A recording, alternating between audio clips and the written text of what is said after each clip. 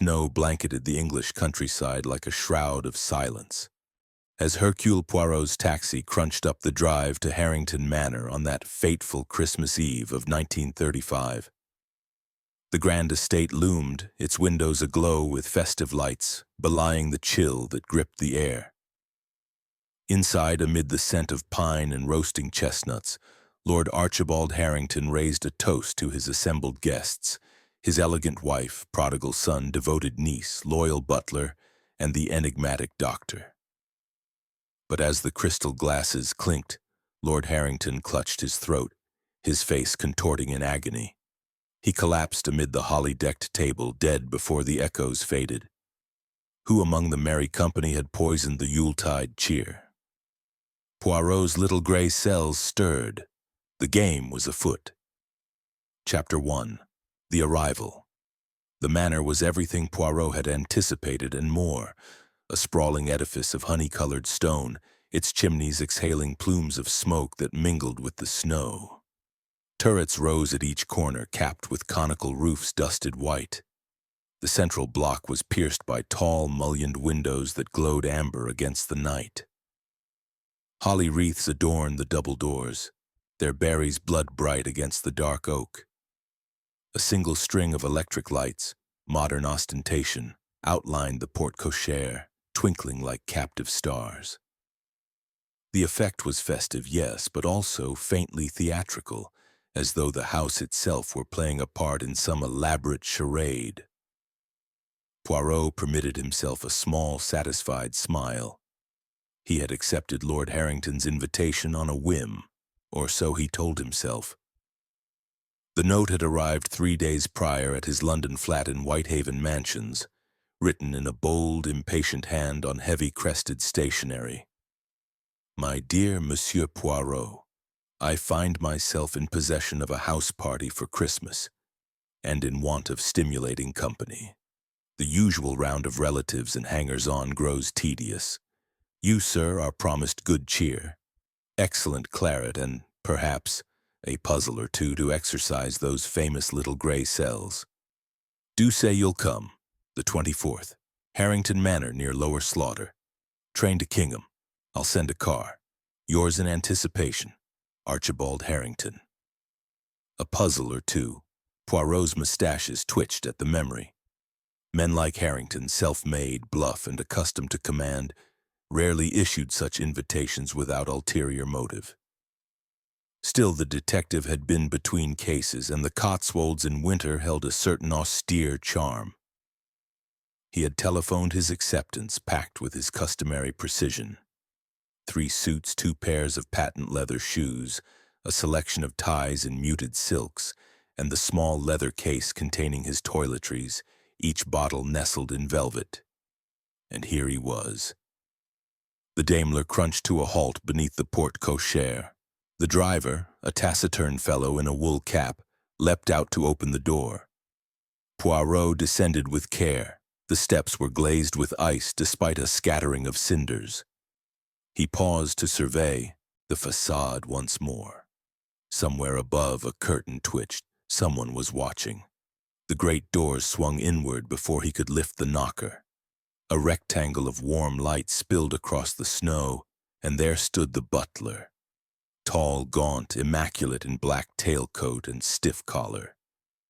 His face was the color of old parchment, the eyes pale and watchful. Monsieur Poirot.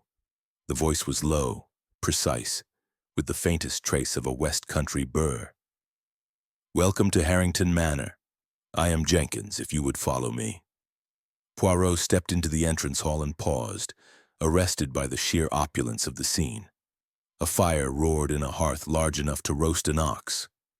Above the mantel, a portrait of a bewigged ancestor glared down with aristocratic disdain. The floor was black and white marble, partially covered by a Persian rug of such richness that Poirot's shoes sank an inch into the pile. To the left, a double staircase curved upward like the wings of a swan, its banisters twined with ivy and crimson ribbon. From somewhere deeper in the house drifted the scent of pine, beeswax, and something savory, roast goose, perhaps, or chestnut stuffing. Jenkins relieved Poirot of his hat, coat, and the small valise he insisted on carrying himself. His lordship is in the drawing room with the other guests. Dinner will be served at 8. If you require anything, the bell pull is by the fireplace in your room. Poirot inclined his head. You are most efficient, Monsieur Jenkins, tell me. How long have you served Lord Harrington? 23 years, sir, since his marriage to her ladyship. A flicker crossed the butler's face. Too swift to name, yet Poirot catalogued it. Pride, perhaps, or resentment. 23 years, Poirot repeated softly. A lifetime of loyalty. One becomes, n'est-ce pas, almost a member of the family? Jenkins's lips thinned. I know my place, sir. He turned on his heel and led the way up the staircase. Poirot followed, noting the spring in the butler's step despite his age, 55, perhaps 60.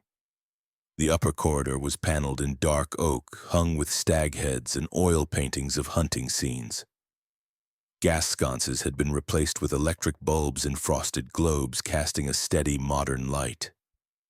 Jenkins halted before a door at the end of the west wing. Your room, sir. The green suite. Adjoining bath. Hot water is plentiful. He opened the door and stood aside. Poirot entered and surveyed his domain with approval. The bedroom was large, the ceiling high, the fireplace already laid with a cheerful blaze.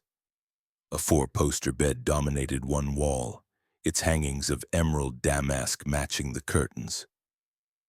A escritoire stood beneath the window. Beside it, a table held a silver tray with decanter, soda siphon, and glasses. Through an archway, he glimpsed the bathroom, white tiles, a tub deep enough to drown a man, brass taps gleaming. Admirable, Poirot murmured.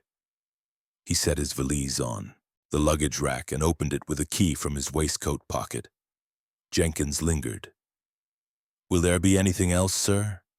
Poirot turned, hands clasped behind his back. One trifling matter. The other guests, how many and who? 5 in the house party, sir, besides his lordship and her ladyship. Master Reginald, Miss Amelia Forsyth, and Dr. Thorne. The staff are myself, Mrs. Beale the cook, and 3 maids. Master Reginald is the son? Yes, sir. Home from London for the holidays. And Miss Forsyth? His lordship's niece, orphaned, lives here permanent-like. Dr. Thorne? A gentleman physician, staying a fortnight to consult on his lordship's health. Again that flicker. Poirot nodded. You may go, Jenkins. I shall descend in... He consulted his pocket watch, a slim gold Patek Philippe. 20 minutes. The butler bowed and withdrew, closing the door with a soft click. Poirot stood motionless for a moment, listening.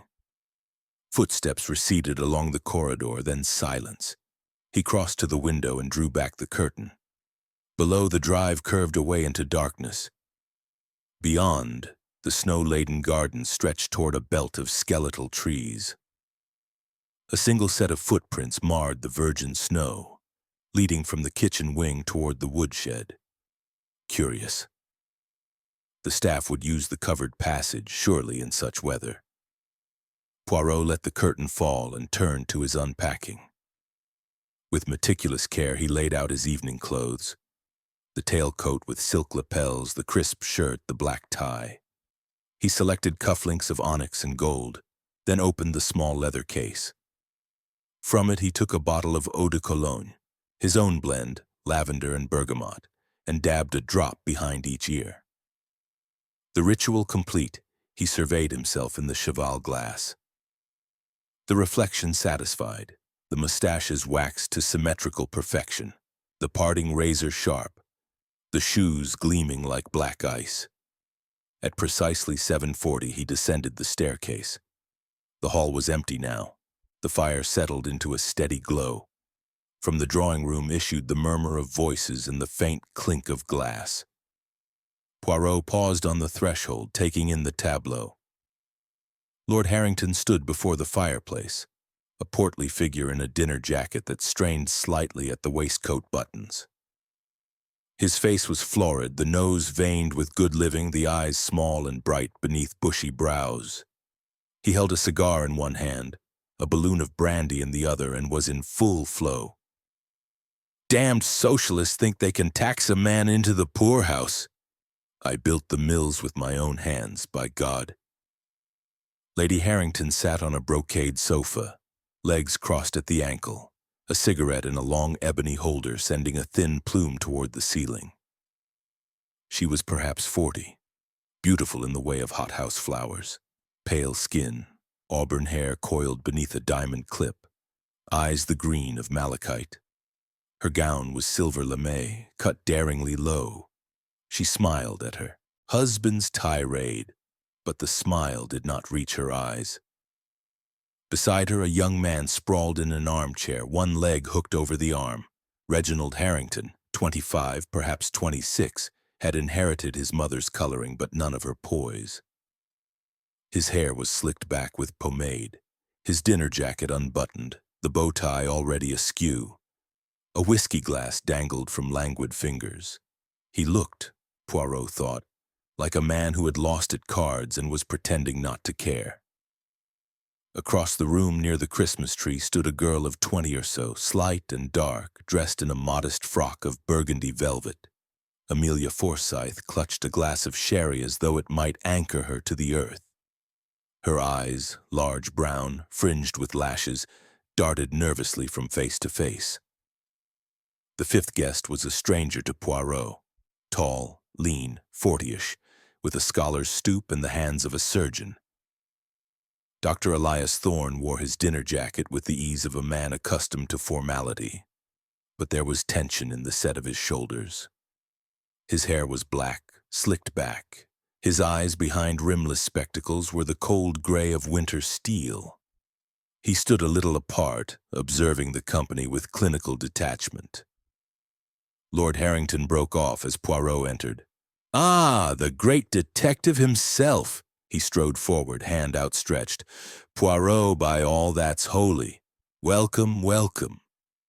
Poirot bowed over the proffered hand. "Lord Harrington, you honor me." "Nonsense, man, you're the honor. Come, meet the rest of this menagerie." He steered Poirot toward the sofa. "My wife, Lady Harrington. Evelyn, Monsieur Poirot." Lady Harrington extended a languid hand. Her grip was cool, the fingers weighted with rings. "Enchanted," she murmured, her voice husky from the cigarettes. Up close, Poirot noted the faint powdering of lines at the corners of her eyes, the artful touch of rouge. A woman, he thought, who had learned to weaponize beauty. "Reginald, stop slouching like a rag doll," Harrington barked. The young man unfolded himself with exaggerated care and offered a limp handshake. "Father's told us all about you," he drawled. "The fellow who catches murderers with his brain must be exhausting." Poirot smiled urbanely. "The little gray cells, they work while the body rests, monsieur." Amelia curtsied, cheeks flushing. "How do you do, Monsieur Poirot? Uncle speaks so highly." "Amelia, don't mumble," Harrington interrupted. "Girl's got a voice like a mouse. And this—" He clapped the doctor on the shoulder with a force that made the man wince. "Is Dr. Thorne. Supposed to be keeping me alive, though between his bills and the government's taxes I'm not sure which'll finish me first." Thorne's smile was thin. "Your heart is sound, Archibald, if you'd moderate the port." His accent was clipped, educated. Oxford, Poirot judged, with a trace of northern grit beneath.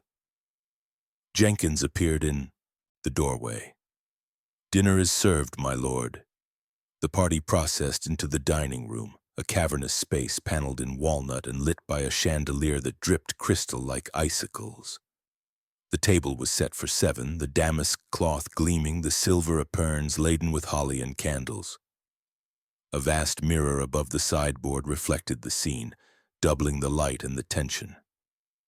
Poirot found himself seated between Amelia and Dr. Thorne, opposite Reginald. Lord Harrington took the head, Lady Harrington the foot. As they settled, Poirot noted the place cards, elegant calligraphy on heavy stock, and the subtle hierarchy they enforced. Amelia's card was slightly askew as though placed in haste. The first course arrived. Consommé madeleine, clear and amber, served in Sèvres bowls. Conversation resumed, stilted at first, then gaining momentum. Harrington dominated, recounting his rise from mill hand to magnate, the war profits, the knighthood. Reginald interrupted with barbed asides about new money and trade. Lady Harrington steered the talk to London gossip, the latest play at the Haymarket, the scandal of a duchess's divorce. Amelia said little, her eyes fixed on her soup. Poirot sipped his consommé and observed. Thorne's left hand, gloved in kid despite the warmth, rested on the tablecloth, the right cut bread with surgical precision. A nervous tic, perhaps. Reginald's whiskey glass had been refilled twice already. Lady Harrington's laughter rang a fraction too bright. As the fish course arrived, sole in a delicate vermouth sauce, Harrington leaned toward Poirot. "Tell me, monsieur, do you ever tire of it? The chasing of villains?" Poirot dabbed his lips with a napkin. "The criminal, he is like a cockroach, my lord. One squashes him, two more appear. But the order, the symmetry of justice, this satisfies." Reginald snorted.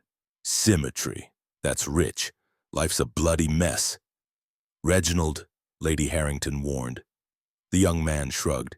"Just saying. Uncle's will, for instance. All that symmetry of inheritance. Amelia gets the crumbs, I get the debts. Enough!" Harrington's fist struck the table, a wine glass toppled, bleeding claret across the cloth like a wound. Silence fell, thick as the snow outside. Amelia's eyes filled with tears. Thorne laid a reassuring hand on her wrist.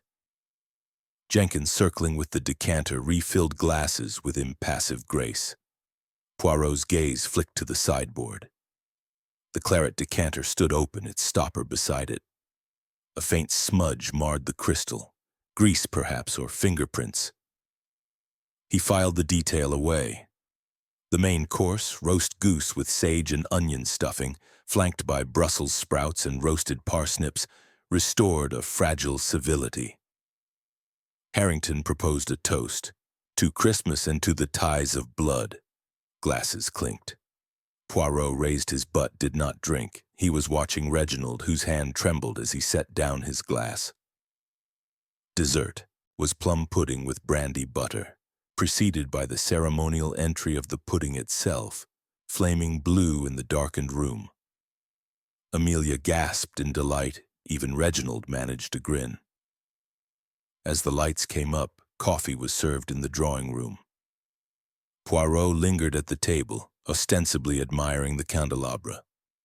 When the others had gone, he approached the sideboard. The decanter was nearly empty now, but the smudge remained. He lifted the stopper with a handkerchief.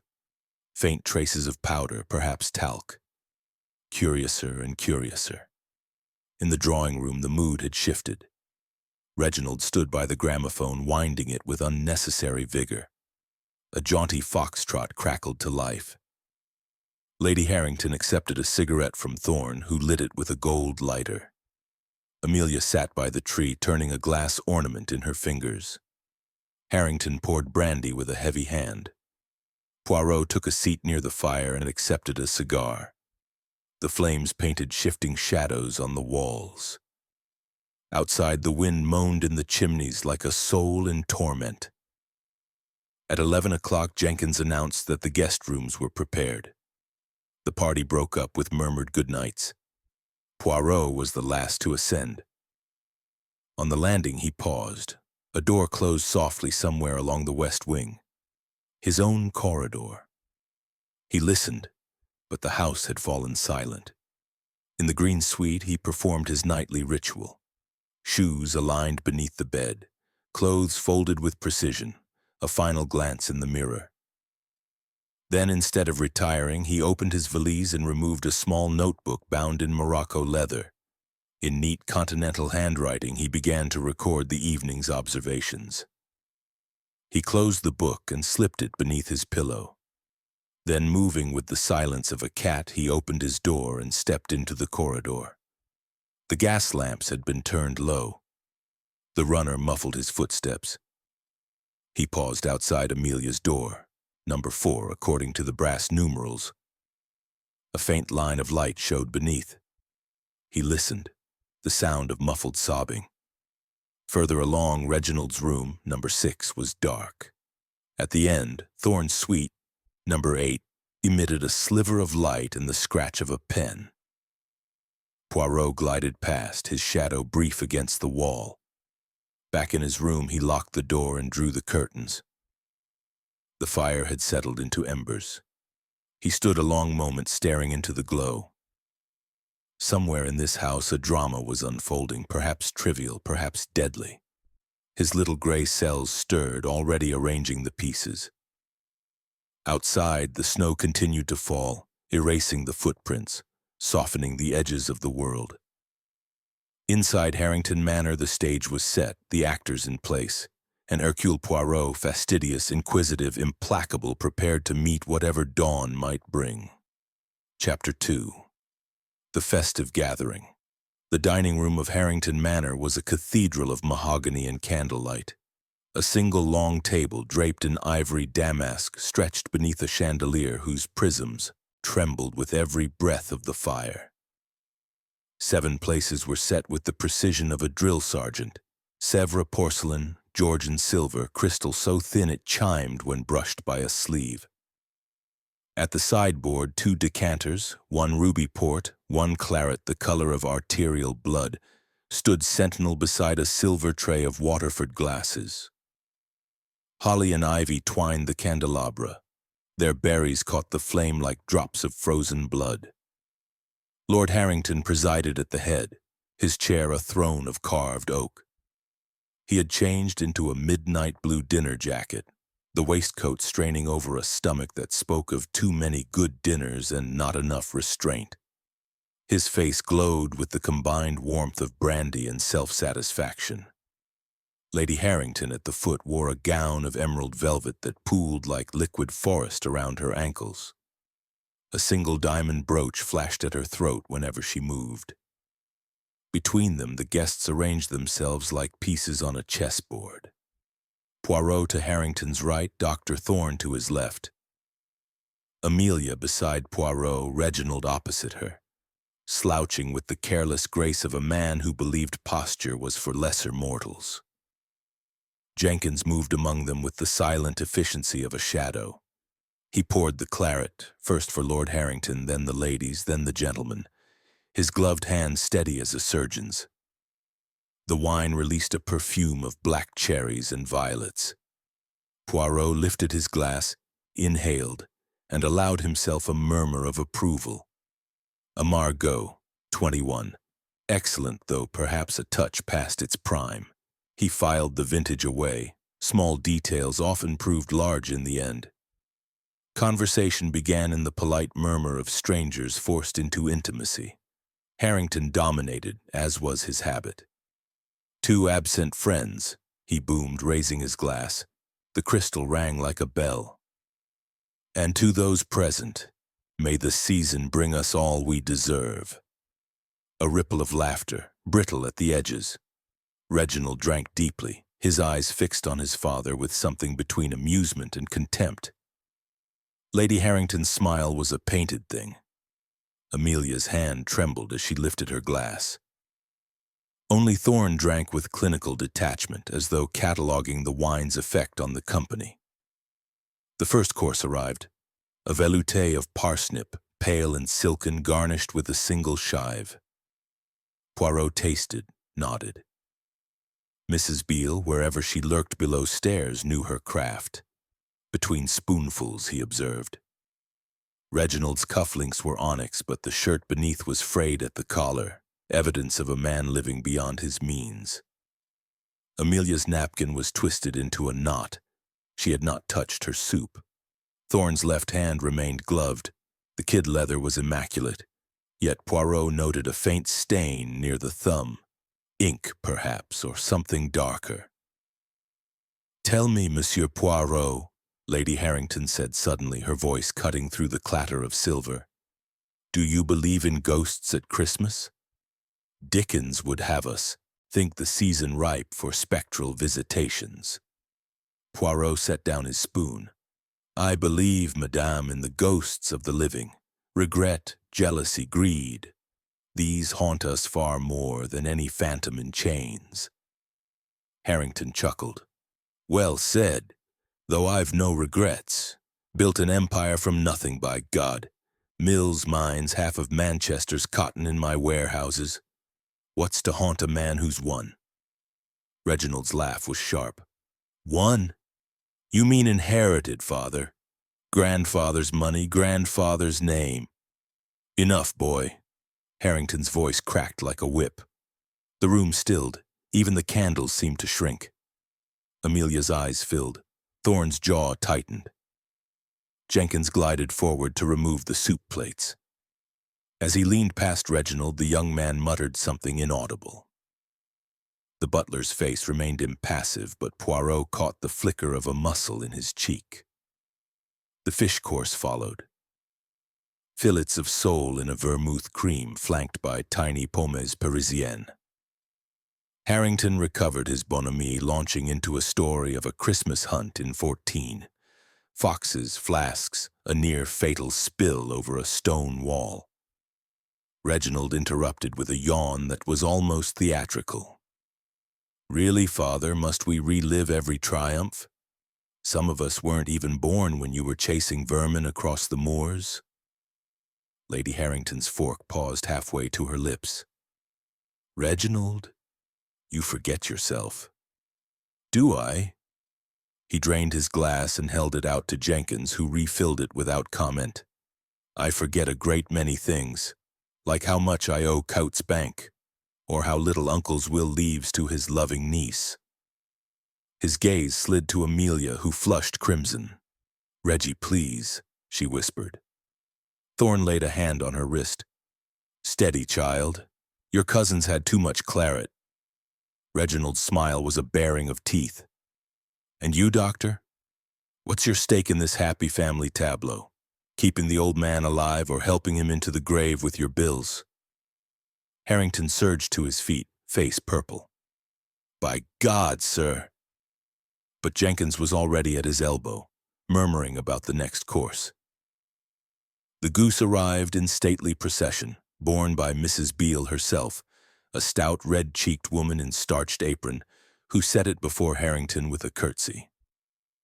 The bird was magnificent, skin lacquered bronze, stuffing fragrant with sage and apple. Harrington seized the carving knife with relish, the quarrel forgotten in the ritual. Slices were distributed, sauces passed, silence fell, broken only by the scrape of knives and the crackle of the fire. Poirot ate with delicate precision, his mind cataloging tensions like a ledger. The goose gave way to dessert, a charlotte russe ringed with candied violets, followed by the plum pudding. Jenkins dimmed the electric lights. The pudding entered in a halo of blue flame. Amelia gasped in delight. Even Reginald managed a grin. As the lights rose, coffee was poured, strong, black, served in eggshell cups. Harrington pushed back his chair. A final toast. He lifted the claret decanter himself this time, filling each glass with a flourish. Jenkins had stepped back, hands clasped behind him. The wine glowed like liquid rubies. To new beginnings, Harrington roared, and to the devil with the past. Glasses rose. Poirot lifted his butt, did not drink. He was watching Jenkins, whose eyes flicked to the decanter with something almost like alarm. Harrington drank deeply, throat working. Reginald followed suit, smirking. Amelia sipped, coughed. Thorne raised his glass in salute, but barely wet his lips. Lady Harrington was last. She lifted her glass, eyes on her husband, and drank. For a moment, nothing. Then Harrington's hand flew to his throat. The glass slipped from his fingers, shattering on the parquet in a spray of crimson. His face contorted, eyes bulging, mouth working soundlessly. He clutched the table's edge, knuckles white. Archibald! Lady Harrington's scream shattered the silence. Harrington toppled sideways, chair crashing. He hit the floor with a thud that seemed to shake the chandelier. Foam flecked his lips. His limbs jerked once, twice, then stilled. Chaos erupted. Amelia shrieked. Reginald swore. Thorne dropped to his knees beside the body, fingers at the neck. No pulse. Cyanide. Smell the breath. His voice was calm, but his gloved hand trembled as he closed Harrington's staring eyes. Poirot was already moving. No one leaves this room. He slammed the double doors shut, turning the key. Jenkins, lock the other entrance. Vite! The butler obeyed, face ashen. Outside, the wind howled like a banshee. Inside, the candles guttered in the sudden draft. Poirot knelt beside Thorne. The almond scent was unmistakable. He lifted the shattered glass, claret mixed with shards, but no residue. The decanter on the sideboard, half empty, stopper beside it. A faint smudge on the crystal neck. He sniffed. Nothing but wine. Who poured the last round? He demanded. Jenkins' voice was steady. His lordship himself, sir. Filled every glass. Poirot's eyes swept the table. 7 glasses, 7 people, 1 dead man, and somewhere in the flicker of candlelight, a murderer smiled behind a mask of shock. Chapter 3. The Cry of Alarm. The dining room, moments earlier a shrine to Yuletide excess, had become a tableau of frozen horror. Lord Harrington lay on his back amid shards of crystal and spilled claret, his dinner jacket askew, one shoe half off, the other kicked into a corner. His eyes stared sightlessly at the chandelier. A thin ribbon of foam traced from the corner of his mouth to the parquet. The almond scent, bitter unmistakable, hung in the air like incense at a funeral. Lady Harrington's scream had shredded the silence. Now it dwindled into a broken keening. She half rose, hands pressed to her cheeks, then collapsed back into her chair as though her spine had turned to water. Amelia Forsyth stood rigid, both palms clamped over her mouth, eyes wide above them. Reginald Harrington remained seated, glass still in hand, staring at his father as if the corpse might sit up and resume the toast. Only Dr. Thorne moved with purpose, kneeling beside the body, his gloved fingers probing the carotid, lifting an eyelid, sniffing the lips. Cyanide, he said again, voice flat. Potassium salt, I'd wager. Acts in minutes. He's been dead since the spasm. He sat back on his heels, spectacles flashing in the candlelight. Nothing to be done. Poirot's command, no one leaves, cut through the paralysis like a scalpel.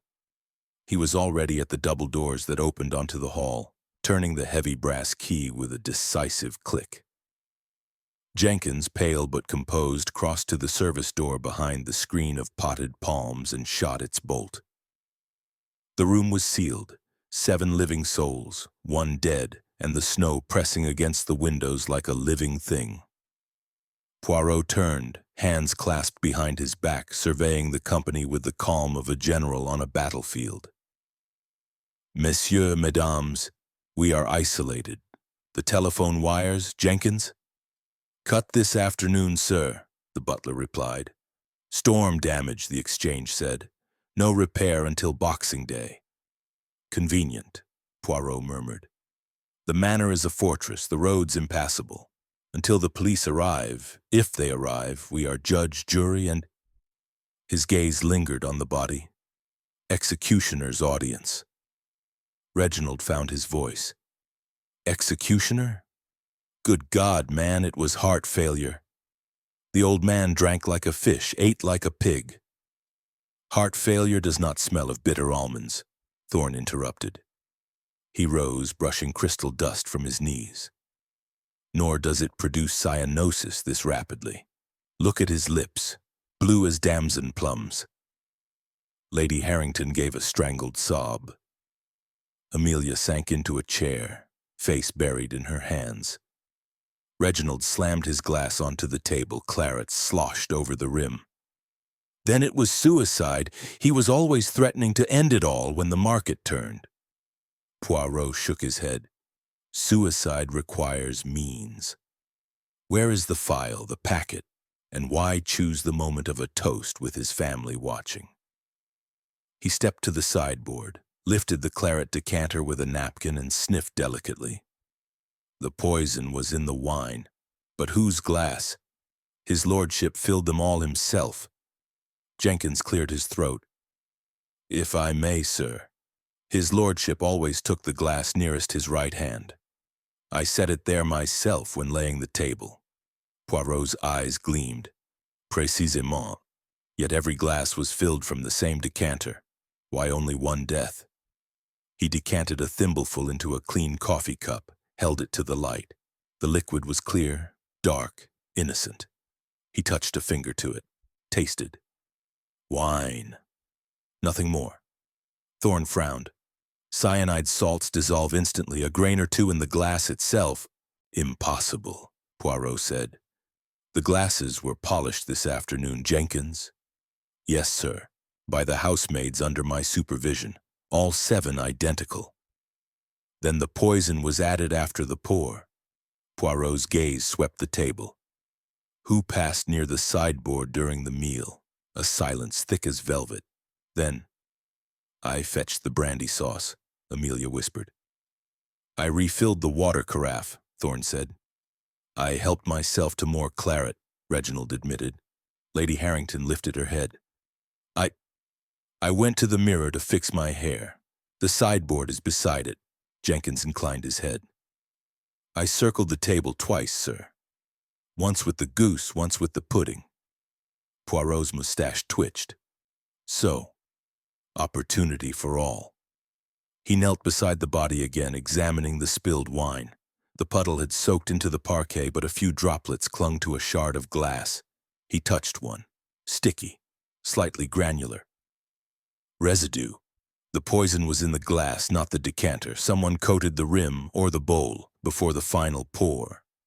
Reginald laughed, a cracked sound. Coated? With what, invisible ink? Cyanide paste, Thorne said quietly. Mixed with glycerin, it dries clear. A lick would suffice. Poirot nodded, and Lord Harrington drank deeply. The others? He glanced at the surviving glasses. Sipped, or pretended, observe. He lifted Amelia's glass, a faint lipstick smudge, no residue. Thorne's, barely touched. Reginald's, half empty, but the rim clean.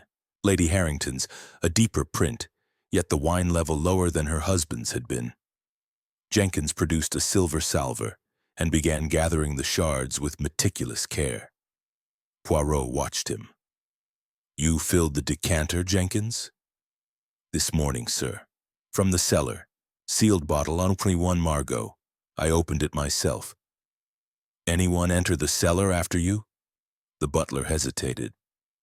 Master Reginald was down there earlier, said he wanted a particular whiskey. Reginald flushed. I was looking for the Glenlivet, not poison.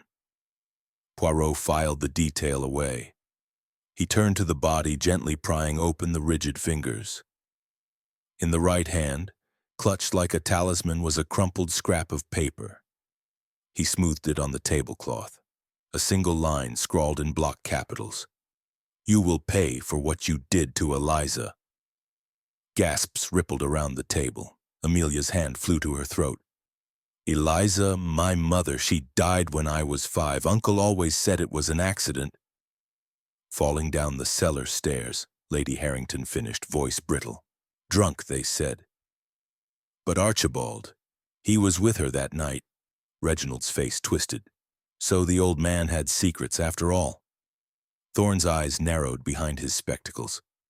Blackmail or conscience? Poirot folded the note into his pocketbook. Both are motives, but who knew this story? Who could write such a note and plant it in a dying man's hand? So rose, pacing the length of the table. We have means, cyanide, source unknown, opportunity, the sideboard, accessible to all. Motive, debts, infidelity, inheritance, revenge. But one detail troubles Poirot. He stopped beside Harrington's chair. The smell. Cyanide is volatile. In a warm room, it dissipates quickly. Yet I detected it immediately. The poison was fresh, added within the last minute before the toast. He turned to Jenkins. You stood behind his lordship when he poured. Did you see anything? The butler's face was a mask. Only his lordship's hand, sir. Shaking slightly, he'd had 3 brandies. Shaking, Poirot repeated. Yet he filled 7 glasses without spilling a drop. Curious. Outside, the wind rattled the windows, snow hissed against the panes. Inside, the fire had burned low, casting long shadows that danced like accusing fingers. Poirot faced the company. Until dawn, we remain here. No one touches the body, the glasses, the decanter. Jenkins, fetch blankets. We camp in the drawing room. Dr. Thorne, you will examine the corpse for any mark, any trace. The rest... His eyes swept over them, bright as a hawk's. Will answer my questions, one by one. Lady Harrington rose unsteadily. You cannot keep us prisoner. I can, madame, and I will. For in this room is a murderer who has killed once and may kill again. He paused, letting the words settle like frost. Now, who among you last spoke to Lord Harrington alone? The silence that followed was broken only by the ticking of the ormolu clock on the mantel. Outside, the storm gathered strength. Inside, the manor held its breath. And somewhere in the flicker of dying candles, the killer weighed their next move. Chapter 4. Shadows in the snow dawn crept over Harrington Manor like a guilty thing. The storm had spent itself in the night, leaving a sky the color of tarnished pewter and a silence so complete that the first creak of Poirot's bedroom door sounded like a rifle shot. He had not slept. Instead, he had sat in the green velvet armchair, fully dressed, pocket torch in one hand, notebook in the other, rehearsing the geometry of murder until the little gray cells hummed like bees in a hive. At 6:30 he descended. The great staircase was a frozen waterfall of shadow. Every footfall rang on the marble. In the hall, Jenkins had already laid a fire, but the butler himself was absent. Poirot paused, nostrils flaring. Coffee, real coffee, not the chicory substitute of wartime, mingled with something sharper. Ozone, wet wool, and the faint, unmistakable bite of cyanide still clinging to the dining room air. He crossed to the tall windows and flung back the curtains. Outside, the world had been laundered white. Lawns, terraces, the yew hedge, everything erased beneath 2 feet of snow. The drive was a blank page, yet there, starting beneath the kitchen scullery door, ran a single line of footprints. Deep, true, purposeful, the tread of a man's boot. They marched straight across the yard, past the dormant rose beds, and vanished into the black mouth of the woodshed. Poirot's breath fogged the pane. He did not call for Jenkins. Instead, he fetched his own galoshes from the cloakroom, Russian leather lined with felt, and stepped into the virgin morning. The cold struck like a slap.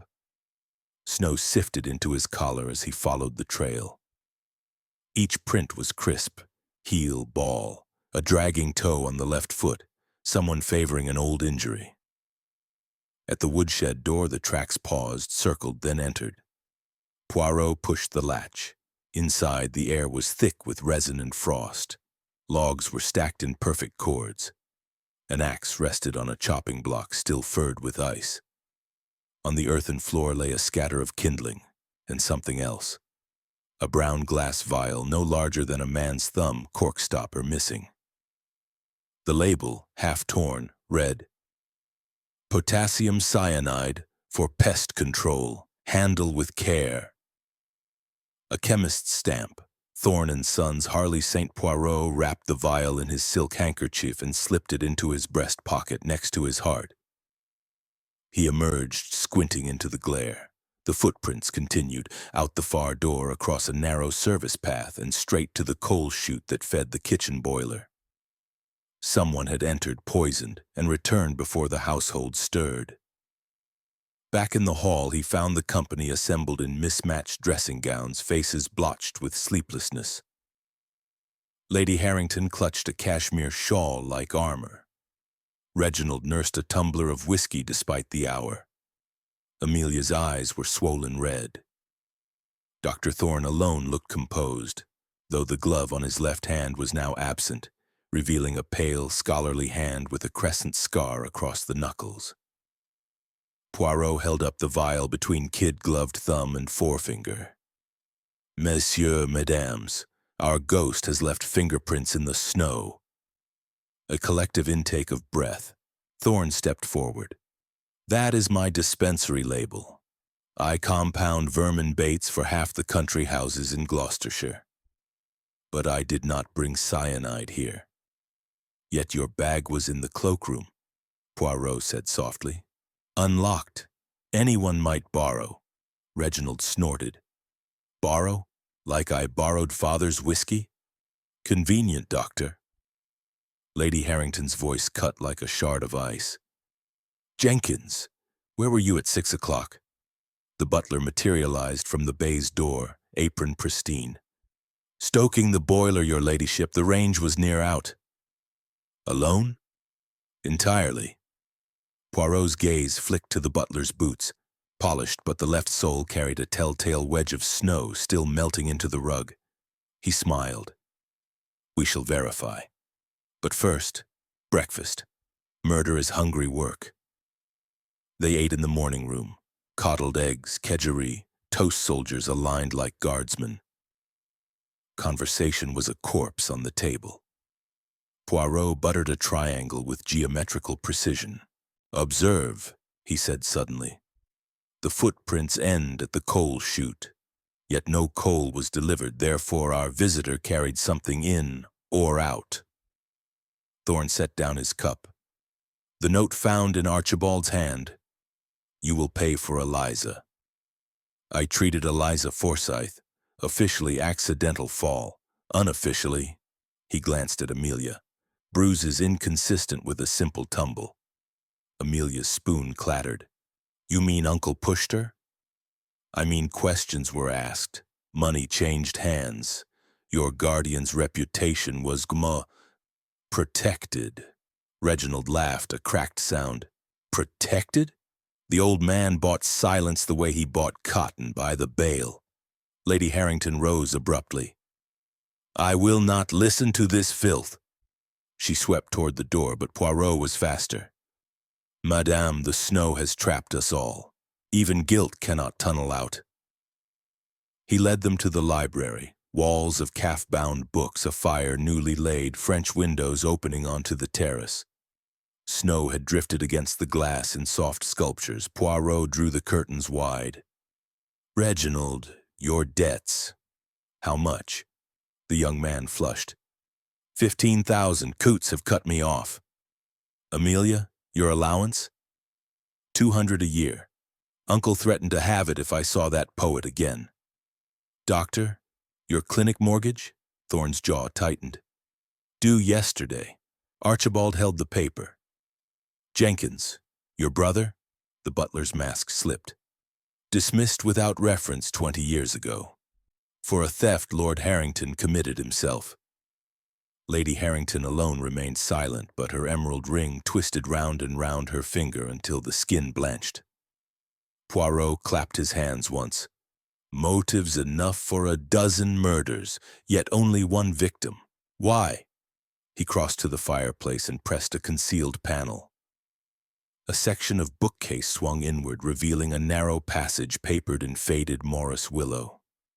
Dust motes danced in the torch beam. "The priest's hole," Jenkins breathed. "Forgotten since Cromwell." "Or remembered," Poirot corrected. "It runs behind the dining room wainscot. A listener or a poisoner might stand unseen while the toast was poured." He stepped inside. The passage smelled of mouse and candle smoke. At shoulder height, a sliding peephole gave directly onto the sideboard. A scrap of emerald velvet snagged on a nail, torn from a lady's sleeve. Lady Harrington's hand flew to her cuff. A thread was missing. Poirot emerged, eyes glittering. "Madame, you stood here last night?" I sought air. The room was stifling." "Yet you saw nothing?" She opened her mouth, closed it. A single tear, perfect, theatrical, traced her cheek. Reginald broke the silence. "While we're confessing, I was in the cellar at 5, looking for Dutch courage. Someone else was there. Heard breathing, then footsteps running up the back stairs." Thorne nodded slowly. "I rose early to check my bag. The cyanide drawer was open." Amelia whispered, "I found a letter under my door. Ask your uncle about Eliza before it's too late." "Unsigned." Poirot raised a hand. "Enough. We have tracks, a vial, a passage, a torn sleeve, and 4 confessions before luncheon, but the snow—" He gestured to the window. "The snow melts." They looked. Sunlight, thin but insistent, struck the terrace. The footprints were already softening, edges blurring like lies under interrogation. Poirot turned to Jenkins. "Fetch shovels, we preserve the evidence." The butler hesitated. "Sir, the woodshed door was locked from within when I checked at 7. Poirot's smile was small, lethal. "Then our ghost has wings." Outside, the wind stirred the yew trees, sending cascades of snow from their branches. Somewhere in the house, a clock struck 9. Poirot stood on the terrace, vial in pocket, passage dust on his shoes, and watched the footprints fade one by one. By noon, they would be gone. By noon, the killer would try again, and Hercule Poirot, wrapped in certainty and Russian leather, waited for the next shadow to fall across the snow. Chapter 5. The interrogations deepen. The drawing room had become a court of inquisition. Heavy velvet curtains were drawn against the pale noon light, so the only illumination came from the fire and a single green-shaded lamp on the escritoire. Shadows pooled in the corners like spilled ink. The Christmas tree, still twinkling with its electric fairy, looked suddenly macabre, glass baubles reflecting the corpse-white faces of the living. Poirot stood at the mantel, small and immaculate in a charcoal suit, the firelight gilding the curve of his mustache. Before him, the suspects sat in a ragged semicircle, Lady Harrington on the chaise longue, spine rigid. Reginald sprawled in an armchair, legs stretched as though daring the world to trip him. Amelia on a low stool, hands knotted in her lap. Dr. Thorne standing behind her chair like a dark sentinel. Jenkins at the door, hands clasped, the perfect servant, until one noticed the pulse beating in his throat. On the coffee table lay the evidence, arranged with geometrical precision. The brown vial, the torn scrap of emerald velvet, the crumpled note about Eliza, a single onyx cufflink found beneath the dining table, and, new this morning, a tiny mother-of-pearl button snagged on the priest's whole nail. Poirot lifted the button between thumb and forefinger. "Observe, from a lady's glove, size small. Who lost a button in the dark?" Lady Harrington's gloved hands, today kid, not velvet, twitched. "I have dozens of pairs, yet only one glove is missing a button." Poirot laid it beside the velvet, "and only one sleeve is torn." He began to pace, slow as a metronome. "We proceed by elimination. First, motive. Reginald. £15,000 in debt. Your father refused a further advance?" Reginald's laugh was bitter. "Refused? He laughed in my face, said I'd learn when the bailiffs came." "Amelia, your allowance threatened for consorting with a poet of dubious reputation." Amelia flushed. "He's a good man. Uncle called him a parasite." "Dr. Thorne, the clinic mortgage due, held by the deceased. A word from Lord Harrington and you are ruined." Thorne's voice was ice. "He enjoyed the power." "Yes. Lady Harrington, whispers of divorce, a settlement that would leave you comfortable but not rich." Her chin lifted. Archibald was bluffing. He needed my name more than I needed his money. Jenkins. 20 years of service, and beneath it a brother ruined by a false accusation of theft. The butler's eyes flickered. Ancient history, sir. Poirot stopped pacing. History is never ancient to the injured. He picked up the cufflink. Reginald, this is yours? Lost it weeks ago. Probably in a Soho club.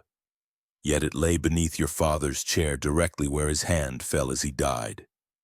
Reginald paled. Coincidence? Coincidence is the refuge of the guilty. Poirot turned to Amelia. Your diary, mademoiselle, found this morning in your wastepaper basket. Torn pages, but one survived. He unfolded a scrap. If Aunt Evelyn thinks she can keep him, she is mistaken. I will have what is mine. Amelia's sob was small, strangled. I was angry. I burned the rest. Thorne's hand tightened on her shoulder. She is a child, Poirot. Leave her be. Poirot's eyes softened a fraction. Children do not plant cyanide. He moved to Jenkins. You requested rat poison from Dr. Thorne last Michaelmas? For the stables, sir. Mice in the oats. Yet the vial in the woodshed is from your own dispensary, doctor, dated last week. Thorne met his gaze steadily. I supplied the house. Jenkins collected it. Jenkins inclined his head. True, sir. Locked in the poison cupboard. Key on my ring. He produced a heavy chatelaine. One key was bright, newly cut. Poirot's smile was wintry. A duplicate, perhaps. He lifted the torn velvet. Lady Harrington, your dressing gown. The cuff matches. You were in the passage. I told you I sought air. Air scented with cyanide? Poirot produced a second handkerchief, this one stained faint pink. Lipstick, your shade, transferred to the decanter stopper when you leaned close. Lady Harrington's composure cracked. I brushed against it, nothing more. Reginald surged to his feet. This is madness. We're all suspects, yes, but only one of us is a killer, and it isn't me. He pointed at Thorne. He's the one with the poison cupboard. Thorne's laugh was soft. And you with the gambling debts and the forged IOUs. I lent you 3,000 last Michaelmas. Signed in your own hand. Reginald's face drained of color. You bastard! Silence! Poirot's voice cracked like a whip. The room froze. He resumed pacing. Now, opportunity. The priest's hole gives access to the sideboard, the footprints to the woodshed, the duplicate key, the torn glove, the cufflink, the diary, the IOUs. Each points to a different hand. Yet all converge on one moment, the final toast. He stopped before the Christmas tree. A single ornament, a glass angel, had fallen and shattered. Shards glittered like ice.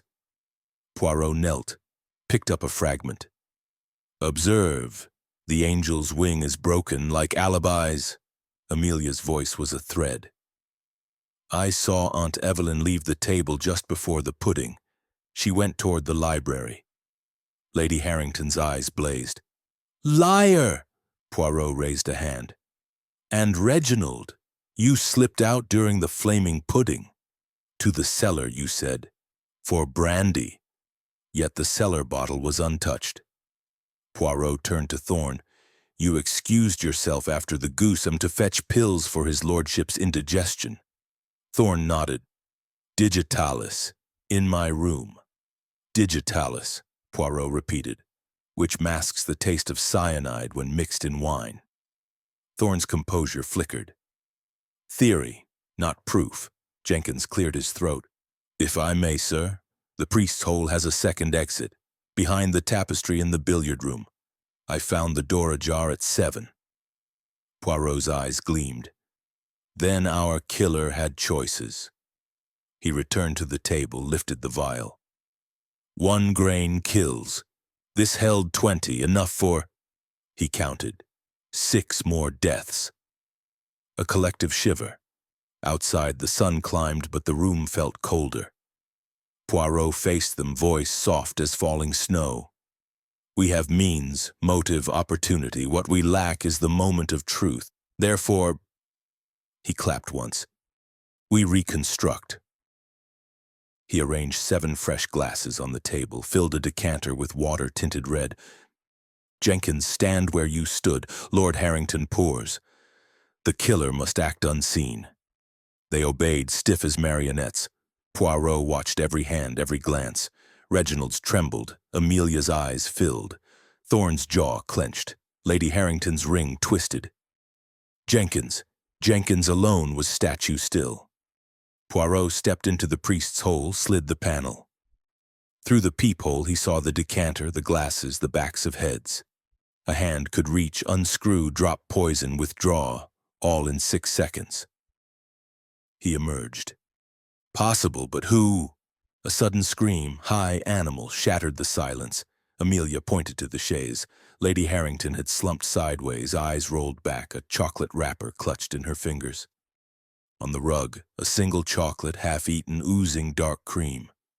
Thorne dropped beside her, sniffed the candy. Belladonna, not lethal, enough to stun. Poirot's voice cut through the chaos. A warning, or a diversion. He lifted the wrapper, Fortnum and Mason, gold foil. From the box in the hall, gift for the staff. Who took one? Jenkins paled. I distributed them. At dawn, sir. Her ladyship must have stolen one, Lady Harrington gasped, reviving. To frame me, Poirot's eyes narrowed. Or to silence you. He turned to the company. The killer grows bold. Next time, the dose will kill. The fire crackled. No one spoke. Outside, the snow began to fall again, soft as forgiveness, relentless as guilt. Poirot replaced the vial in his pocket. We adjourn. But no one leaves the house. The net tightens. As they filed out, he lingered, staring at the shattered angel. One wing missing. Like truth. Chapter 6. Unraveling threads. The library smelled of old leather and new fear. Afternoon light, thin as watered milk, filtered through the high windows and lay in pale bars across the turkey carpet. Books, thousands of them, watched in silence from mahogany shelves that climbed to a plaster ceiling painted with faded nymphs. A coal fire hissed in the grate. Every pop sounded like a pistol shot. Poirot stood at the long table, evidence now augmented. The belladonna chocolate, its wrapper dusted with fingerprint powder, smudged, useless. A torn railway ticket from Kingham to Paddington dated 23rd of December. A brass key, small and bright, found in the priest's hole dust. Beside these lay a single sheet of heavy cream notepaper monogrammed A.H., bearing a list in Lord Harrington's impatient scrawl. Poirot tapped the list. The dead man wrote his own epitaph. They were all present, arranged like chess pieces after a reckless gambit. Lady Harrington, revived but hollow-eyed, on a leather-winged chair. Reginald pacing, whiskey slossing. Amelia clutching a rosary, though she was not Catholic. Thorne cleaning his spectacles with clinical calm.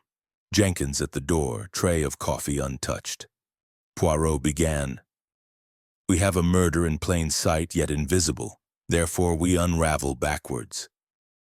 He lifted the railway ticket. Who traveled yesterday?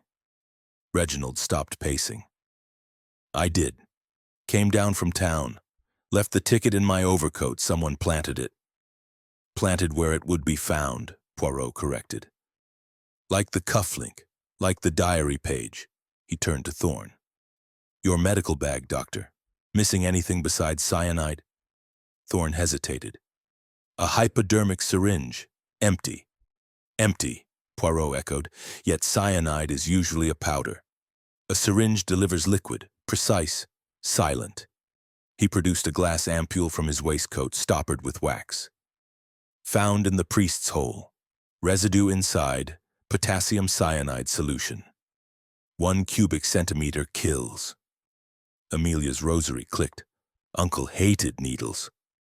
Precisely why the wine was chosen, Poirot said. But the syringe was Plan B. He set it beside the brass key. This opens the poison cupboard in the pantry.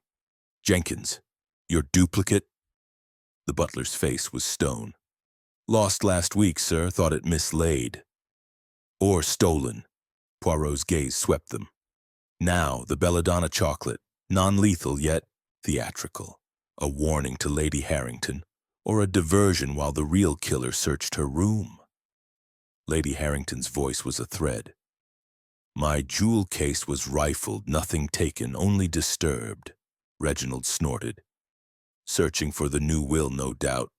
The one that cuts us all out. Poirot lifted a second sheet, legal parchment, wax seals broken. Found behind the portrait of Eliza Forsyth in the Long Gallery, dated 20th of December, witnessed by Dr. Thorne and... He paused. Mr. Jenkins. Thorne's spectacles flashed. Routine. Archibald asked me to witness a codicil, which leaves the bulk of the estate to medical research. Your clinic, doctor. £500,000. Silence. The clock chimed 4.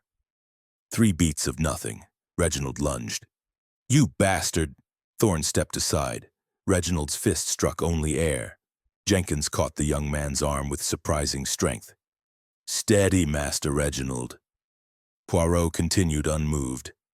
But the codicil is forged. The ink is fresh. The seals cracked and remelted. Someone substituted pages. He laid the document beside the list. Compare the handwriting. Subtle differences. The capital A, the cross on the T. Amelia whispered, Uncle's penmanship was perfect. Perfect, Poirot agreed. Until arthritis this autumn. Observe the tremor in the genuine list. The forgery is steady, practiced. Thorne's voice was soft. I signed what was given me. Yet your clinic seal is impressed beside the forgery. Poirot produced a loop, bent over the wax. Microscopic scratch. Your signet ring, doctor, worn on the left hand. Thorne glanced at his bare left hand, the scar livid. I lost the ring months ago. Found this morning, Poirot said, producing a gold band from his pocket, in the priest's hole. Initials E.T. inside. Lady Harrington laughed. High. Brittle. So the good doctor forged a will, poisoned my husband, framed us all. Case closed. Poirot shook his head. Too many threads, madame. The forgery required access to seals, to stationery, to Harrington's own pen. The poison required medical knowledge. The footprints required a man's boot. The chocolate required a woman's touch. He lifted the torn velvet again. And this, your dressing gown, yet the tear is fresh, the thread pulled, not cut. He moved to the fireplace, pressed the same panel. The priest's hole yawned. Jenkins, enter. The butler obeyed, stooping. Poirot followed. Through the peephole they saw the library table, the evidence, the suspects frozen in tableau. Jenkins's breath fogged the tiny window. From here, Poirot murmured, one sees everything. The decanter, the glasses, the hand that pours, but also... He slid aside a second panel, no larger than a postage stamp. The keyhole to the safe behind the Rembrandt. Jenkins' eyes widened. I never knew, yet someone did. Poirot emerged, dusting his knees. The safe was open last night. Inside, the original will, leaving the estate to Reginald, Amelia, and a trust for Lady Harrington. The forgery was meant to replace it, but the killer was interrupted. Reginald's voice cracked. By father's death? By his own hand, Poirot corrected. Lord Harrington discovered the theft. He confronted the forger in the library, witnessed the scuffle, overturned chair, ink on the carpet. The killer panicked, fled through the passage, but not before Harrington seized this. He held up the brass key, now bent. Snapped in the lock. Amelia's rosary stopped. So Uncle knew? And wrote the note himself, Poirot said. You will pay for Eliza, not blackmail, but accusation. Eliza's death was no accident. The cellar stairs were waxed that night. By whose order? Jenkins's mask shattered. Her ladyship's. She said the boards were sticky. Lady Harrington surged to her feet. Lies. I loved Eliza. Like a sister, Poirot finished. Until she threatened to expose your affair with Dr. Thorne. The stairs were polished at your request. Eliza fell. Harrington covered it, for a price. Silence and your marriage. Thorne's face was ash.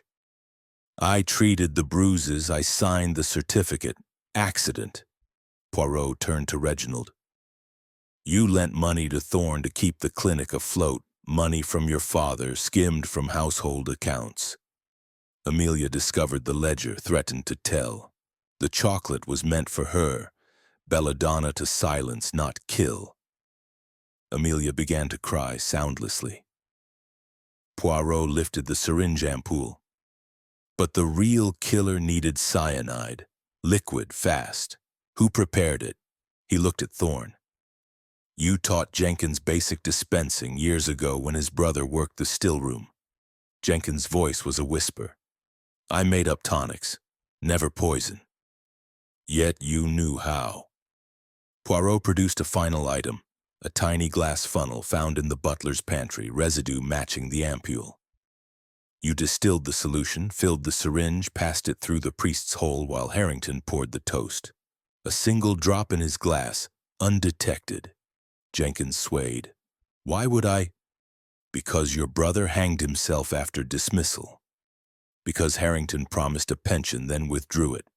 Because 23 years of bowing and scraping ended in a forged will that left you nothing.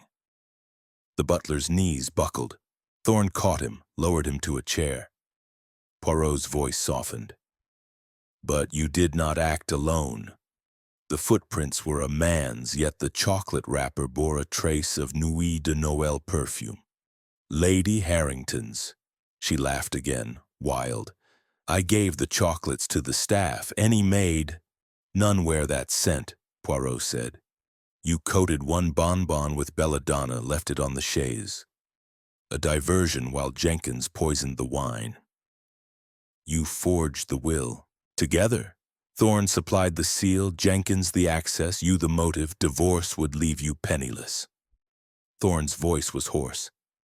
We were desperate. Desperation is no excuse, Poirot said. He turned to Reginald. You knew nothing. Only that your father was cutting you off.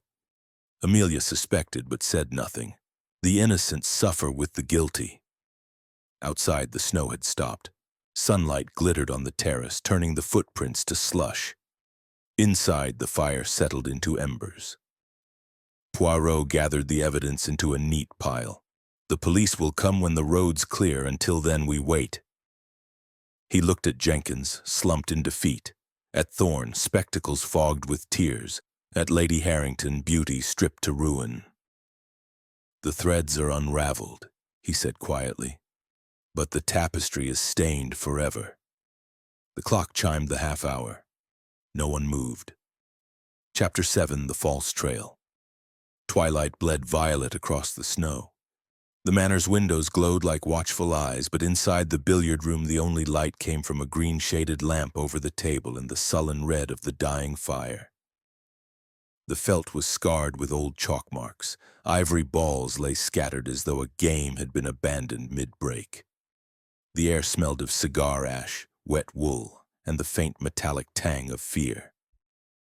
Poirot stood at the baize, rolling the cue ball between gloved fingers. Around him, the suspects had been herded once more. Lady Harrington wrapped in a sable coat despite the warmth. Reginald nursing a fresh whiskey, knuckles white on the glass. Amelia pale as parchment. Rosary now tucked into her sleeve. Dr. Thorne polishing his spectacles with a handkerchief that trembled. Jenkins upright but hollow-eyed, the butler's mask finally cracked. On the slate bed lay the unraveled threads, now rewoven into a noose. The forged will, the bent key, the perfume-scented chocolate wrapper, the syringe ampoule, the brass poison cupboard key. Poirot touched each item in turn as though confirming they were real. We have a confession, he began, voice soft, but confession is not truth. A clever killer lays a false trail for the hounds. Tonight we follow it to its lair. He lifted the torn emerald velvet. Lady Harrington's dressing gown. Yet the tear is on the left sleeve. Impossible for a right-handed reach through the priest's hole. Lady Harrington's chin lifted. I am left-handed. No, you signed the breakfast ledger with your right this morning. Poirot produced the leather-bound book, finger on the ink. Observed the slant. Reginald barked a laugh. So the sainted butler tore it himself. Frame job. Jenkins' voice was gravel. I did not. Poirot turned to the chocolate wrapper. Nuit de Noël, your perfume, madam. Yet the belladonna was crude, theatrical. A woman who poisons with subtlety would choose untraceable nightshade in the claret, not a bonbon. Thorne's spectacles flashed. Diversion, we established that. Established too quickly, Poirot murmured. He lifted the railway ticket. Reginald's journey from London. Yet the stub is third class and you, monsieur, travel first. Your valet confirmed it. Someone else used your coat. Reginald flushed. Borrowed it, perhaps. Or planted the ticket. Poirot set it aside. The cufflink beneath the chair, onyx, monogram RH. Yet the pair in your dressing room are sapphire. This is older, scratched. A spare from your father's youth. Amelia's whisper cut the silence. Uncle kept father's things, in the attic. Poirot nodded. Planted like the diary page. The poet, Mademoiselle, your forbidden love, his name? Julian Carver, she said, cheeks burning. He writes for the Left Review. Known to Dr. Thorne? Poirot asked. Thorne hesitated. I treated his sister for tuberculosis, charity case. Charity, Poirot repeated. Yet your clinic ledger shows a payment from Lord Harrington. £500 marked J.C. hush money. The poet blackmailed Harrington over Eliza's death. Amelia gasped. Julian would never take money to stay away from you? Poirot's voice was gentle. He took it and spent it on laudanum. He lifted the bent brass key. This opens the poison cupboard. Yet the lock was forced, scratches fresh. Someone needed entry but had no duplicate. Jenkins' eyes narrowed. I keep the keys on my person. Except last night, Poirot said. When you removed your waistcoat to stoke the boiler at 5, the duplicate was taken then, returned before you noticed. Reginald slammed his glass down. This is torture. We're puppets in your little theater. Patience, Poirot said. The false trail has 3 parts. The planted evidence, the forged will, the diversion. Who benefits if Jenkins, Thorne, and Lady Harrington hang together? He crossed to the billiard table's pocket, drew out a red ball. Reginald, you inherit under the original will. Amelia receives a trust. The others, nothing. You staged the priest's whole drama, the footprints, the chocolate. Ridiculous, Reginald shouted. I was drunk. Drunk enough to plant the cufflink, sober enough to syringe the wine. Poirot produced a final item. A monogrammed silk handkerchief, initials R.H., stained with faint almond residue. Found in the coal chute, you entered via the woodshed, exited the same. The left boot drags, your old rugby injury. Reginald's face crumpled. I only meant to scare him. Make him change the will. A drop to sicken, not kill. Thorne's voice was ice. You dosed the wrong glass. Your father took your place at the head after the pudding.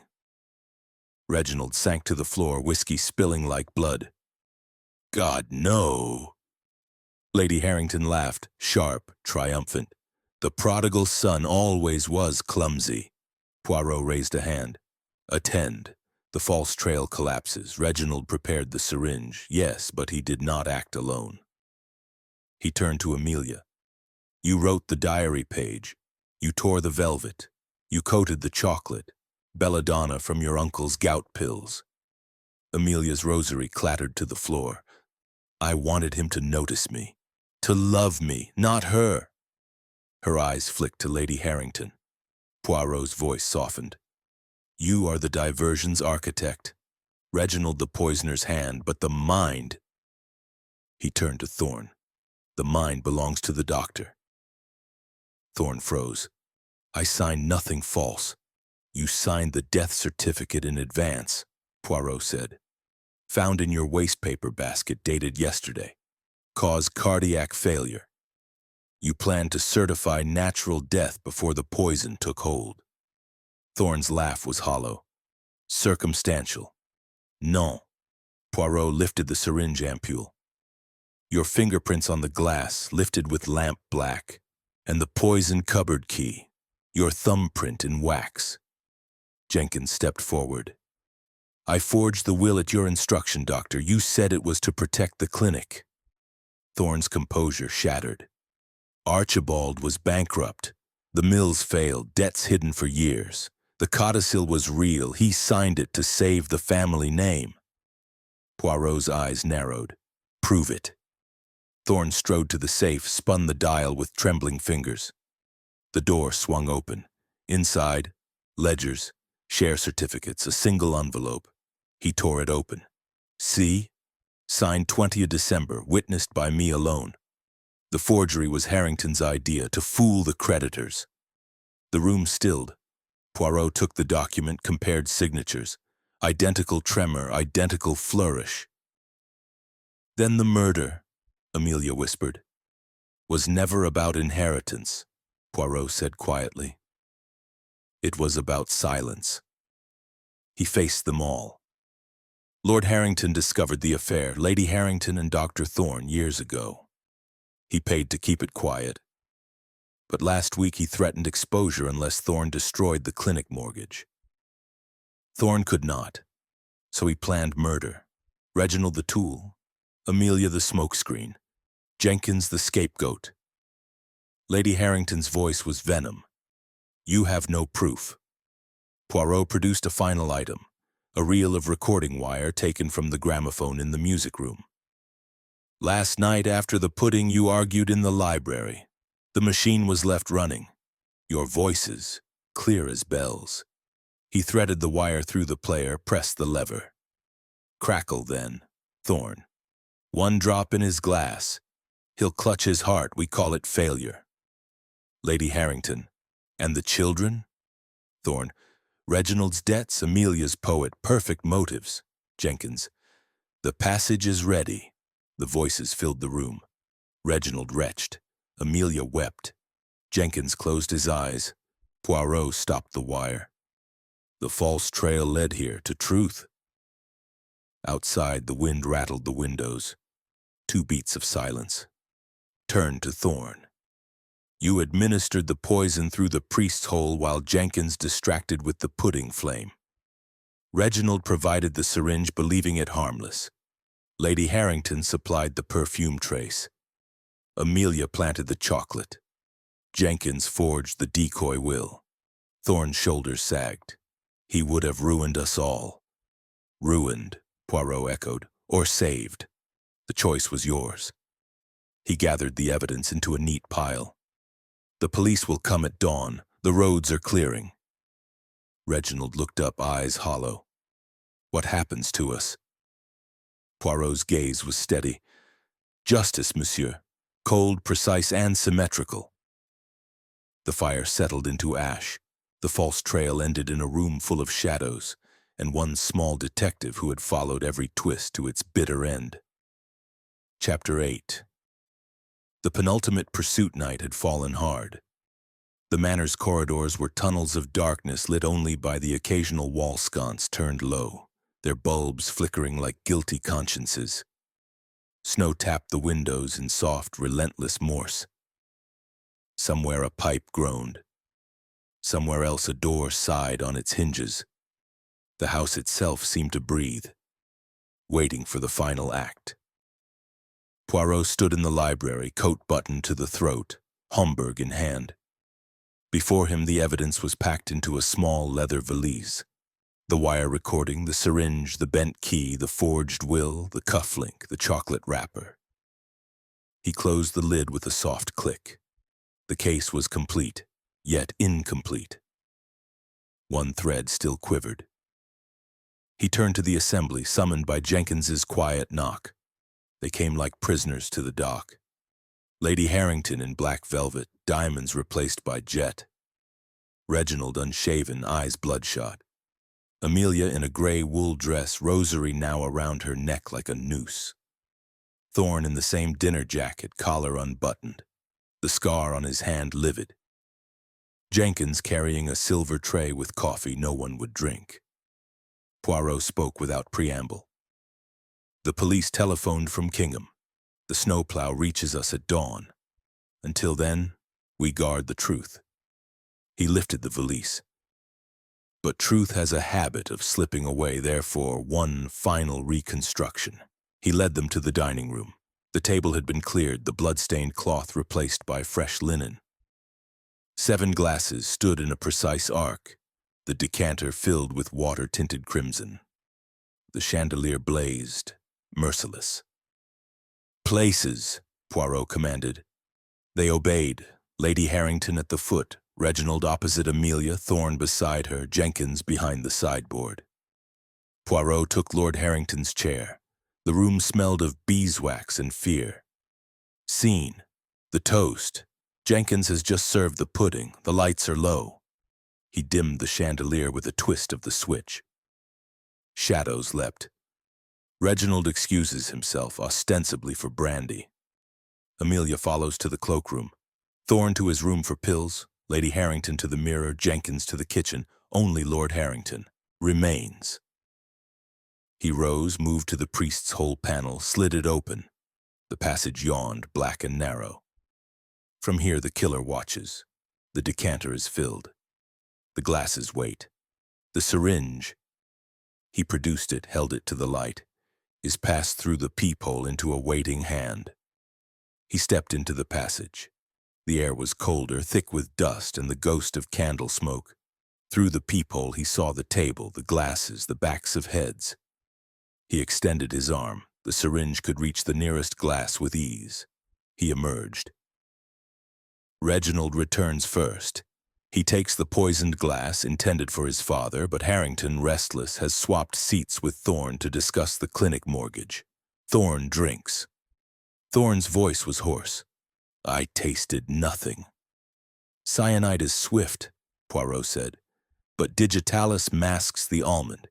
You collapsed first. Diversion. While we rushed to you, Jenkins removed the syringe through the passage." Reginald's laugh was broken. "I thought it was harmless. Thorne said it would only sicken father. Force him to change the will." Poirot turned to Amelia. "You planted the chocolate to implicate your aunt. You tore the velvet to frame her. You wrote the diary page." Amelia's nod was barely perceptible. "I wanted her gone." Lady Harrington's eyes glittered. "And I wanted freedom. Thorne promised it." Poirot faced Thorne. "You supplied the poison, the syringe, the plan. Jenkins executed it for revenge. Reginald for money, Amelia for love, Lady Harrington for liberty. A perfect conspiracy until the wrong man drank." He lifted the wire recording. "But the gramophone captured more than voices. Listen." He set the machine on the sideboard, threaded the wire. Crackle then. Harrington's voice, faint but clear. "You'll never get away with it, Thorne. I've wired my solicitor." A scuffle, a grunt, the thud of a body. Thorne, "Too late, Archibald. The will is signed. The poison is in the glass." Lady Harrington, "Hurry, he's coming round." The wire hissed. 2 beats of silence. Poirot stopped it. "Lord Harrington was not dead when we found him. He was stunned. Chloroform on a handkerchief administered in the library during the argument. You carried him here, propped him in the chair, forced the poisoned wine down his throat. The spasms were genuine, but the timing staged." Thorne's face was gray. "He was dying anyway, heart." Heart fortified by digitalis, Poirot cut in. You prescribed it. You knew the dose. You calculated the interaction. He moved to the sideboard, lifted the decanter. But one detail escaped, the stopper. He held it up, a faint lipstick smudge, rose pink. Lady Harrington's shade. You leaned close to pour, madame, and left your mark. Lady Harrington touched her lips. I always wore gloves. Except when you removed them to hold the chloroform pad. Poirot produced a pair of kid gloves from his pocket, one finger stained faint yellow. Chloroform residue, found in your boudoir. Jenkins spoke for the first time. I carried the body, I poured the wine, I deserved the rope. Poirot's gaze was steady. You all do, but the law will decide degrees. Reginald suddenly bolted, chair crashing. He lunged for the French windows, flung them open. Snow swirled in, stinging like needles. He leapt onto the terrace and slipped on the ice. Thorne was on him in 2 strides, pinning him. Poirot followed, valise in hand. Enough. The pursuit ends here. But as he spoke, a shadow detached from the passage, Amelia, silent as a wraith. She held the brass poison cupboard key, now straightened in the fire. She hurled it into the snow. Let them hang me too, she whispered. I loved him. Poirot caught her wrist. Love is not poison, mademoiselle, it is the antidote. He led her back inside. The windows closed, the room warmed. The evidence was complete, yet one question remained. Poirot turned to Thorne. The footprints in the snow, size 10, left boot dragging. Reginald's injury. But the tracks were made at 5 a.m. Reginald was drunk in bed. Who walked to the woodshed? Thorne's smile was thin. Jenkins, to fetch the vial. I watched from my window.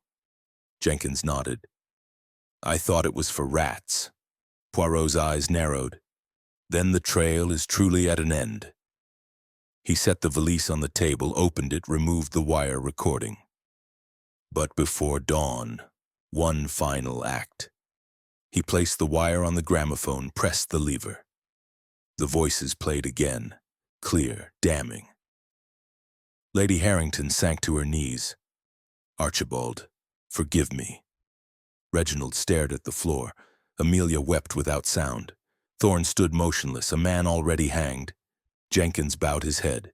Poirot closed the valise. The snowplow comes. The net is full. Outside, the wind dropped. The snow ceased. Moonlight silvered the terrace, turning the manor into a stage set for tragedy. Inside, the little Belgian detective adjusted his mustache, satisfied. The penultimate pursuit was over. The final revelation waited only for daylight and the long arm of the law. Chapter 9. The gathering storm, midnight pressed against the manor like a living thing. The storm had returned, fiercer than before. Wind howling down the chimneys, snow hissing against the panes, the temperature plummeting until breath hung in the air like ghosts. In the great hall, the fire had been banked high, but the warmth barely reached the edges of the room. The Christmas tree lights had been extinguished. Only the fire and a single candelabrum on the mantel gave light, throwing long shadows that writhed across the coffered ceiling. Poirot stood at the foot of the staircase, valise in hand, the suspects arranged in a ragged semicircle on the bottom steps. Lady Harrington sat rigid, sable coat clutched like armor. Reginald slumped, head in hands, whiskey, abandoned. Amelia knelt, rosary beads clicking softly. Dr. Thorne stood behind her, spectacles reflecting the flames. Jenkins hovered at the rear, tray of untouched brandy glasses trembling in his grip. Poirot set the valise on the floor, opened it, and removed the wire recording. He held it up. This is the storm's eye. Everything circles it. He placed it on the gramophone that had been wheeled in from the music room. But before the final play, we gather the last threads. He began to pace, slow and deliberate. Thread 1, the footprints, Size 10, left boot dragging. Reginald's injury, but he was unconscious at 5 a.m. Jenkins walked to the woodshed, yes, but the tracks were made at 4:30. The kitchen clock stopped then. The boiler was cold. Someone else walked. He lifted the bent brass key. Thread 2. The poison cupboard. Forced open, yet the duplicate key was returned. The lock scratches are fresh, but the brass is warm. Someone used it tonight. Reginald looked up, eyes bloodshot. Tonight? We've been watched. No. Poirot's voice was soft. Watched, yes, but not guarded. The priest's hole has a second exit, behind the tapestry in the billiard room. Someone used it while we reconstructed in the dining room. Amelia's rosary stopped. I went to the cloakroom to pray. Poirot turned to her.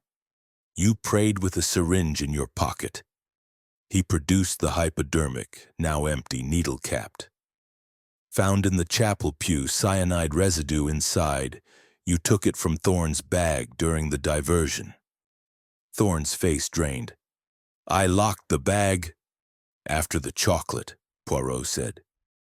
Before it was open, Amelia saw you prepare the solution. She stole the syringe, filled it with the last of the poison. Lady Harrington's laugh was brittle. The child? She couldn't. She could, Poirot cut in. She did. Thread 3, the lipstick on the stopper, not yours, madame. Amelia's shade. Rose pink from the dressing table you share. She leaned close to pour the water during the reconstruction, testing the reach. Amelia's voice was a thread.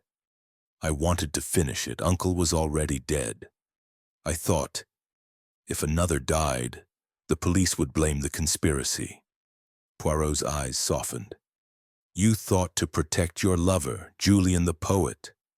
But he is safe in London, paid to stay away. He lifted the forged will. Thread 4. The codicil. Thorne's seal, Jenkins's access, Lady Harrington's perfume. But the ink, fresh, yet the paper is old.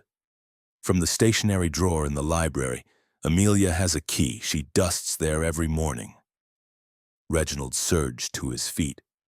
She's a child. A child who watched her mother die, Poirot said quietly.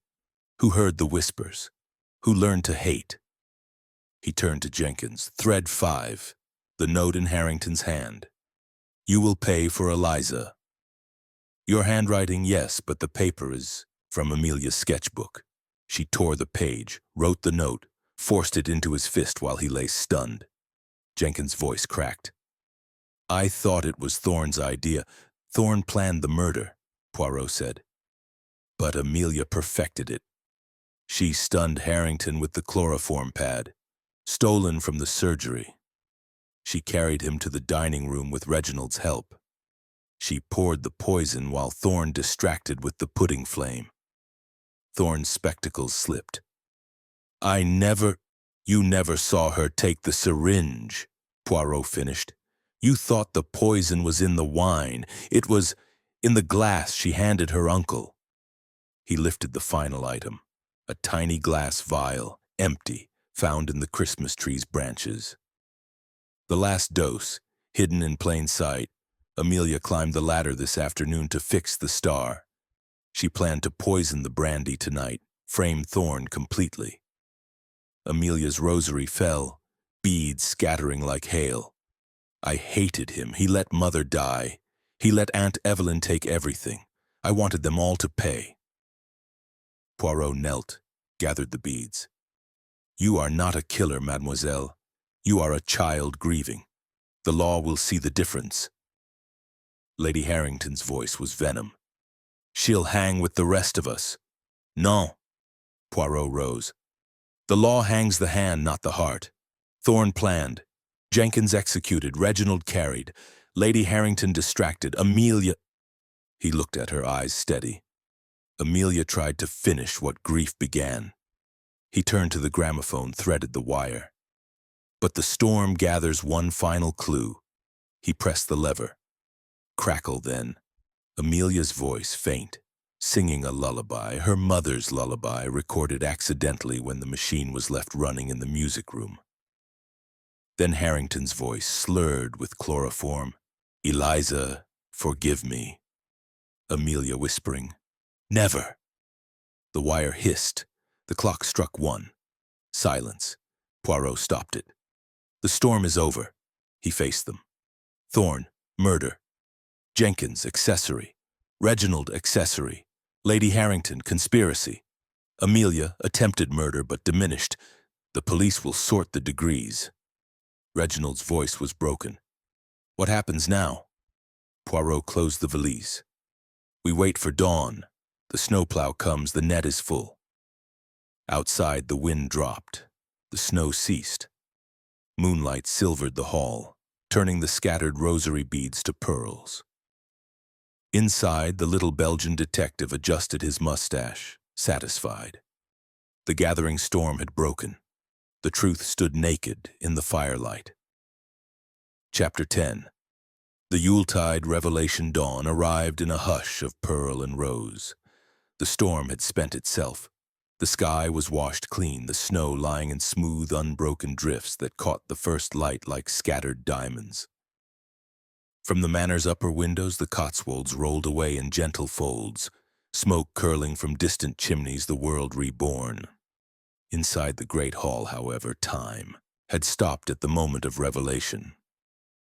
Poirot stood beneath the chandelier, now fully lit, its prisms scattering rainbows across the marble floor.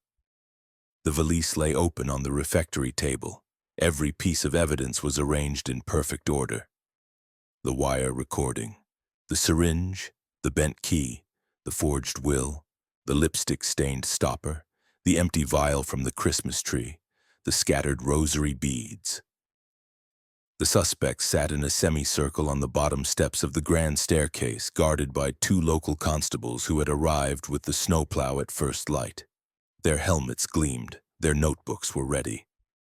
Poirot raised a hand. The clock struck 6, 3 beats of silence. "Messieurs, mesdames," he began, voice clear as a bell in the stillness. "The comedy of errors ends. The tragedy began 20 years ago with a fall down cellar stairs. Eliza Forsyth did not slip. She was pushed by her sister-in-law, Evelyn Harrington, in a fit of jealousy over a lover who was not yet Dr. Thorne, but a medical student named Elias Blackwood." Lady Harrington's head snapped up. "Lies? Non." Poirot lifted a photograph from the valise, yellowed, creased, taken in 1915.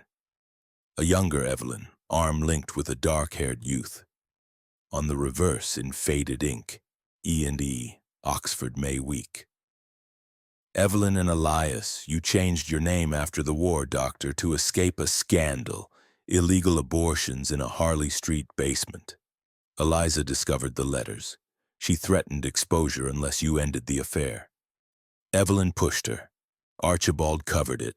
For a price, marriage, silence, and the manor as dowry." Thorne's spectacles slipped to the floor. "How—" "Eliza's locket," Poirot said, producing a small gold heart on a chain. "Found in the priest's hole. Inside, a lock of hair. Yours, doctor. DNA is not needed. The initials EB are engraved." He turned to Jenkins. "You knew. Your brother was the student's assistant, dismissed when the scandal broke. He hanged himself. You entered Harrington's service to watch, to wait. When the codicil appeared, you saw justice." Jenkins's voice was a whisper. "I forged the will to ruin them all." Poirot nodded. "Reginald, you discovered the affair last month.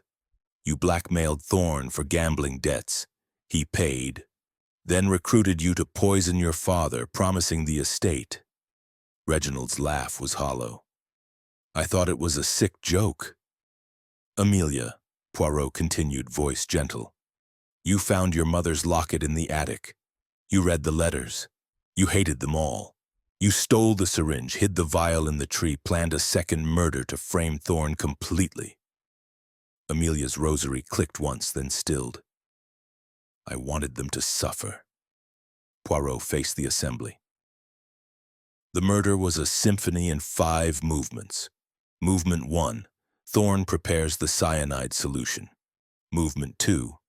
Jenkins forges the codicil, plants the cufflink, the diary page. Movement 3. Lady Harrington administers chloroform in the library, stages the argument on the wire. Movement 4. Reginald carries the body, swaps the glasses. Movement 5.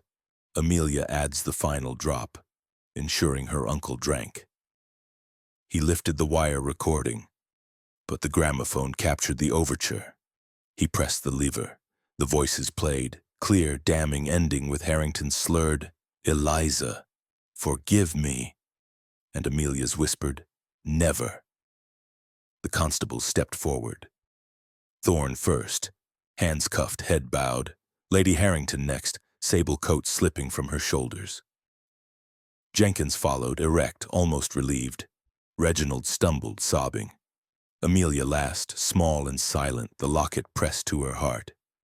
Poirot closed the valise. The police will take statements. The courts will decide degrees.